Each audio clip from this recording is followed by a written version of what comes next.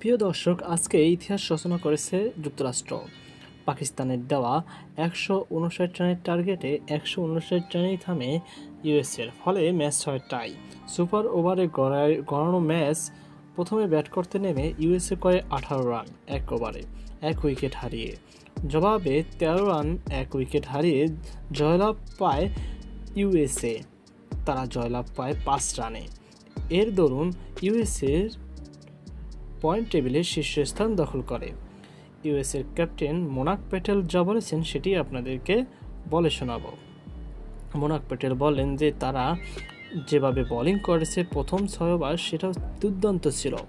তিনি আরও বলেন সাদাব খান এবং বাবর আজম কিছুটা কামব্যাক করেছিল, কিন্তু সবশেষে আমরা ব্যাটিং ভালো করেছি, যার দরুন আমরা ভালো একটি কন্টেস্ট পেয়েছি এবং বিশ্বকাপের মতো টুর্নামেন্টে পাকিস্তানের মতো টপ টিমকে হারিয়েছি।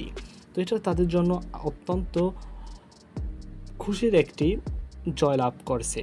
তো আশা করি আপনারা বুঝতে পেরেছেন, এই ম্যাচটি জয়লাভ করে মোনাক প্যাটেল বুঝিয়েছেন যে তারা খুবই উৎফুল্ল মেজাজে আছেন। উৎফুল্ল মেজাজ থাকাই স্বাভাবিক। প্রিয় দর্শক, আপনারা জানেন পাকিস্তান একটি শক্তিশালী দল, আর সেই পাকিস্তানকেই যুক্তরাষ্ট্র এই নবীন দলটি হারিয়ে দিয়েছে। যাই হোক, এই ছিল আমাদের সর্বশেষ আপডেট তথ্য।